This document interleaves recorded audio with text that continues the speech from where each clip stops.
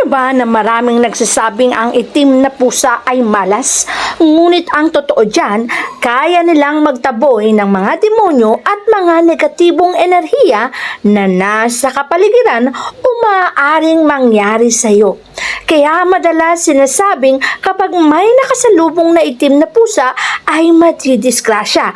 Ngunit ang hindi nyo alam, binibigyan kayong babala na wag na kayong tumuloy sa iyong pupuntahan pagkat may panganib na maaaring maganap o mangyari sa iyong buhay. Ngunit kung hindi ka makikinig, posibleng ang negatibong enerhiya ang magaganap at makakamtan. Malakas ang sense ng mga itim na pusa upang maramdaman ang mga negatibong enerhiya na maaring mangyari, kaya naman kung nakita mo silang nakatitig sa kawalan, may negatibong enerhiya silang nararamdaman.